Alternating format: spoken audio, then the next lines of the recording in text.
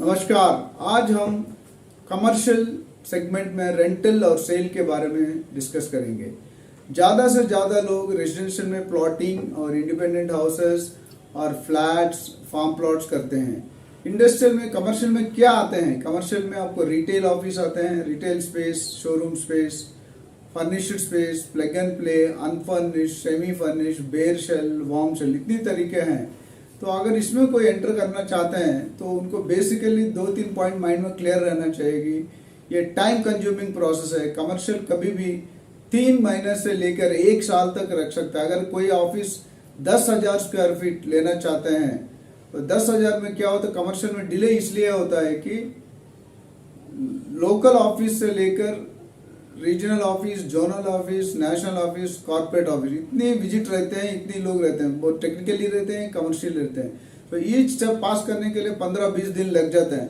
कम से कम एमडी या चेयरमैन और वाइस प्रेसिडेंट आने तक मिनिमम 5-6 विजिट रहते हैं। और ईच विजिट में वो लोग पूछते हैं कि क्या क्या चाहिए, क्या टेक्निकल स्पेसिफिकेशन चाहिए, क्या रिक्वायरमेंट है, क्या कमी है, ओनर ये दे सकता है या नहीं दे सकता है, ये सभी फर्क पड़ता है। तो आपको कंप्लीट ग्रिप नॉलेज रहना है। कमर्शियल में क्या टर्मिनोलॉजी यूज करते हैं, स्क्वायर फीट क्या है, बिल्टअप क्या है, सुपर बिल्टअप क्या है, कॉमन एरिया क्या है, कैम चाहिए क्या चाहे, common area maintenance charges, power consumption, power capacity. अगर प्लग एंड प्ले ऑफिस है तो आपको नंबर ऑफ वर्क स्टेशन होना चाहिए, कॉन्फ्रेंस रूम कैपेसिटी चाहिए, लिफ्ट की कैपेसिटी चाहिए, नंबर ऑफ वर्क स्टेशन की कैपेसिटी चाहिए, एसी की कैपेसिटी चाहिए।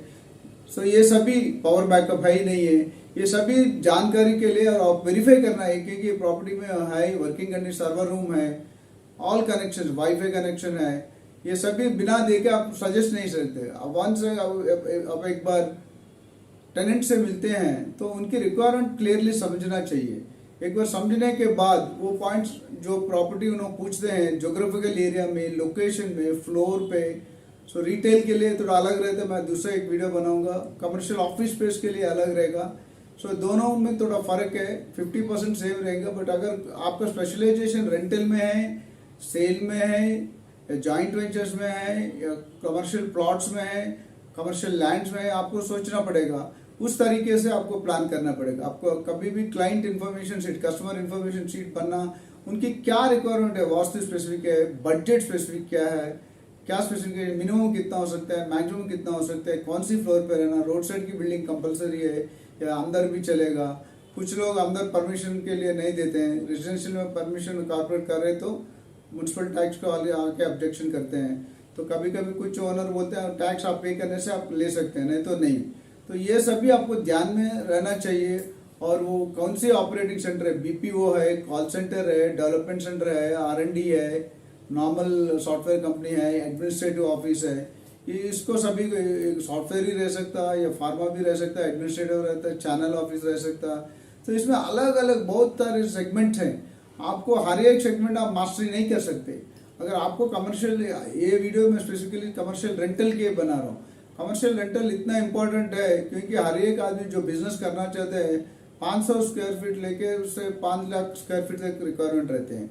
और आपको डिसाइड करना है आपको स्मॉल टिकट पे काम करना, बिग टिकट पे काम करना।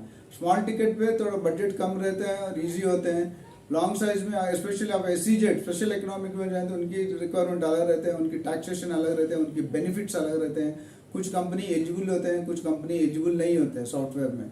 तो ये सभी देखना पड़ेगा। सभी देख के आपको डील, कम से कम मेरे हिसाब से 5 से 10 विजिट लगते हैं।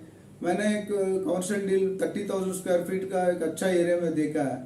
एक बुक स्टोर के, nationalised book store, they wanted पूरा बिल्डिंग चाहिए उनको। सो ये बिल्डिंग के लिए हम लोग कम से कम हर एक मीटिंग सैटरडे संडे को रात में 9 बजे से लेकर 11 बजे तक विजिट करते थे। और एवरी विजिट में जो भी टेनेंट का रिक्वायरमेंट बदलते रहा। ये अंडर कंस्ट्रक्शन बिल्डिंग था।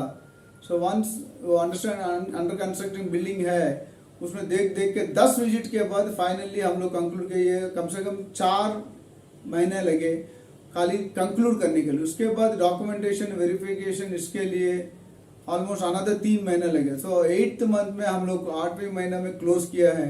इसके रेंट है जो 25 lakhs per month from both the sides, दोनों साइड से 25 to 50 lakhs में 12% था सर्विस टैक्स। तब पूरी हम कलेक्ट किए, लेकिन इसके पीछे 4 लोग काम किए हैं और मेहनत 10 विजिट रात में 9 से 11 बजे। सोचिए अब कितनी मुश्किल रहता है, और हम लोग इतना लोग कन्विंस किया, लेकिन वो करने के बाद at the end of the day ये डील तो हो गया, लेकिन बाद में जो डील किया है हम लोगों को ईजी हो गया, क्योंकि इतना एक्सेस किया था technically, commercially, location wise, specification wise, modification wise, सभी हो गया। तो आप कोई भी एजेंट कमर्शियल रेंटल में करना चाहता है, आप ये वीडियो देखिए और समझिए, और कोई प्रॉब्लम है, कोई डाउट है, कोई क्लैरिफिकेशन है, मेरे को जरूर कांटेक्ट कर लीजिए। मैंने ऑलमोस्ट 10,000 डील से ज़्यादा कर चुके हैं अपने 30 साल के एक्सपीरियंस में। ये एक्सपीरियंस हम लोग मेंटर करते हैं, ट्रेन करते हैं। हमारा कंपनी का नाम रियल्टर ऑक्सीजन है, हैदराबाद में है, but all over India and world we do the transactions. Thank you.